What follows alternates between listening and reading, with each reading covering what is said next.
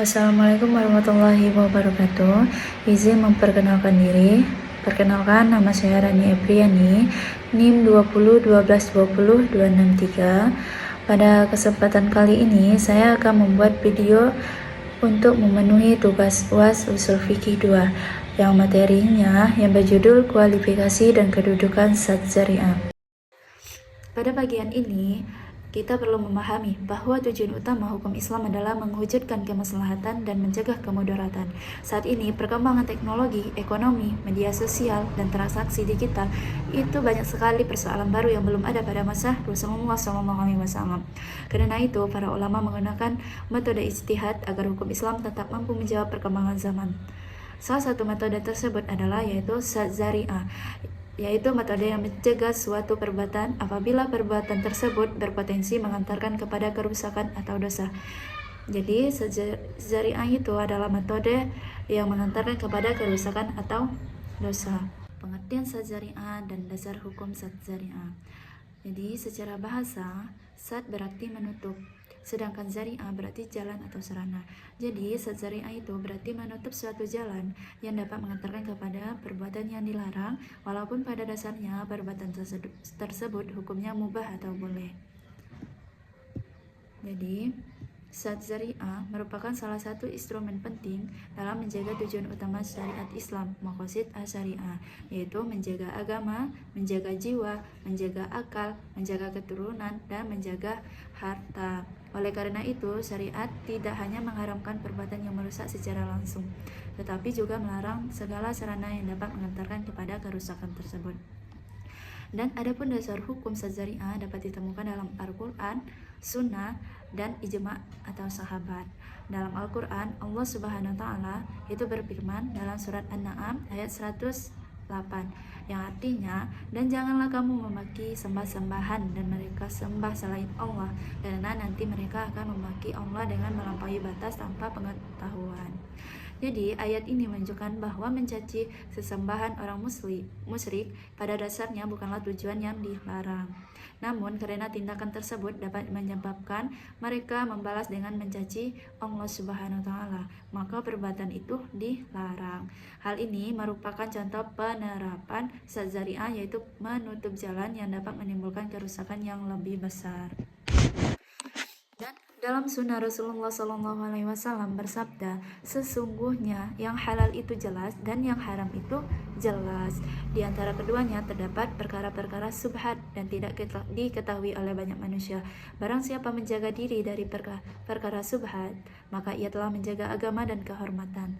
Hadis riwayat Bukhari dan Muslim. Jadi hadis ini menjadi landasan sikap kehati-hatian, yaitu dalam Islam. Umat Islam dianjurkan menjauhi perkara-perkara yang meragukan agar tidak terjerumus ke dalam perbuatan yang haram. Prinsip ini sejalan dengan konsep Syariah yang menutup segala jalan yang berpotensi mengantarkan kepada pelanggaran syariat. Selain itu, penerapan Syariah juga terlihat dalam ijma' atau praktik para sahabat. Salah satunya yaitu ada larangan menjual anggur kepada orang yang diketahui akan menggunakan untuk membuat minuman keras atau khamar. Pada dasarnya, menjual anggur adalah perbuatan yang halal. Namun, apabila diketahui bahwa anggur tersebut akan dijadikan bahan pembuatan khamar yang diharamkan, maka transaksi tersebut dilarang karena menjadi sarana yang mengantarkan kepada perbuatan yang haram. Praktik ini menunjukkan bahwa para sahabat telah menerapkan prinsip Syariah sebagai upaya preventif untuk menjaga kemaslahatan dan mencegah terjadinya kerusakan. Selanjutnya kita akan membahas kualifikasi Syariah. Jadi Syariah dapat dikualifikasikan berdasarkan tingkat kemungkinan suatu perbuatan mengantarkan kepada mafsadah atau kerusakan. Kualifikasi ini membantu menentukan apakah suatu sarana harus ditutup atau tetap diperbolehkan dalam hukum Islam. Yang pertama yaitu ada qat'i, yaitu pasti menimbulkan kerusakan. Jadi qat'i ini adalah suatu perbuatan yang secara pasti atau hampir dapat dipastikan akan mengakibatkan mafsadah. Karena hubungan antara sarana dan kerusakan sangat jelas, maka syariat mewajibkan sarana tersebut untuk menutupi zat zari'ah. Contohnya adalah membuat lubang di jalan umum. Perbuatan tersebut hampir pasti membahayakan penggunaan jalan dan dapat menyebabkan kecelakaan. Oleh karena itu, tindakan tersebut wajib dicegah karena secara langsung mengancam keselamatan masyarakat. Yang kedua yaitu ada kholib, umumnya menimbulkan kerusakan. Jadi kholib itu adalah perbuatan yang pada dasarnya tidak selalu menimbulkan mafsadah, tetapi dalam kebanyakan keadaan berpotensi besar mengantarkan kepada kerusakan. Karena peluangnya terjadi mafsadah sangat dominan, maka syariat juga menutup jalan tersebut. Contohnya adalah menjual senjata pada saat terjadinya konflik atau perang saudara. Menjual senjata pada dasarnya merupakan transaksi yang diperbolehkan, tetapi dalam kondisi konflik besar kemungkinan senjata tersebut akan digunakan untuk melakukan kezaliman atau pembunuhan. Oleh sebab itu, transaksi tersebut dapat dilarang demi mencegah kerusakan yang lebih besar. Terus yang ketiga yaitu ada nadir, jarang menimbulkan kerusakan. Jadi, nadir adalah perbuatan yang hanya memiliki kemungkinan kecil mengantarkan kepada mafsadah. Potensi menyalahgunakan sangat rendah sehingga hukum asal perbuatan tersebut tetap berlaku, yaitu boleh. Misalnya, penjual pisau atau alat pertanian kepada masyarakat umum. Walaupun benda tersebut dapat disalahgunakan untuk melakukan kejahatan, kemungkinan tersebut sangat kecil dan tidak menjadi kebiasaan. Oleh karena itu, sarana seperti ini tidak perlu ditutup karena larangan justru akan menimbulkan kesulitan yang tidak sebanding dengan manfaatnya. Terus yang keempat ada khilafiyah, yaitu masih diperselisihkan. Ini masih diperselisihkan ulama. Jadi halafiyah adalah perbuatan yang statusnya diperdebatkan oleh para ulama karena terdapat perbedaan penilaian mengenai besarnya potensi mafsadah yang ditimbulkan. Sebagai ulama menganggap perbuatan tersebut harus dicegah, sedangkan sebagian lain masih memperbolehkan dengan syarat tertentu. Contohnya adalah akad ba'il al-inah, yaitu transaksi jual beli yang secara lahirnya memenuhi rukun dan syarat jual beli, tetapi dianggap oleh sebagian ulama sebagai cara untuk menyamakan praktik riba.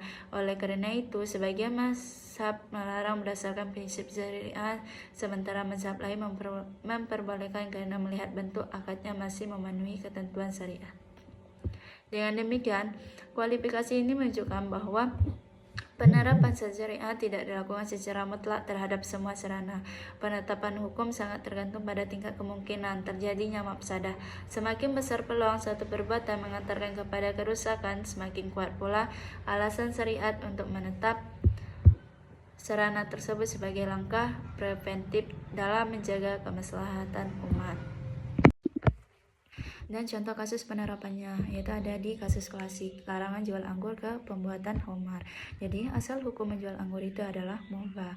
Larangan dilarang apabila menjual mengetahui tujuan destruktif pembeli. Tujuan jika pembeli itu membuat khamar, membeli anggur untuk pembuatan khamar, maka itu diharamkan. Alasannya tindakan tersebut menjadi zat zari'ah sarana menuju haramnya khamar. Terus ada kasus kontemporernya yaitu pinjaman online berbunga tinggi atau disebut dengan pinjol ilegal, yaitu dominannya mengakibatkan jeratan utang dan kerusakan sosial. Jadi, penetapan larangan bermasyarakat yang bersifat dinamis. Larangan dapat dicabut jika mekanisme platform berubah menjadi titik merugikan masyarakat. Kesimpulannya, yaitu syariah merupakan metode ijtihad yang berfungsi mencegah terjadinya kerusakan dengan menutup jalan menuju perbuatan yang haram.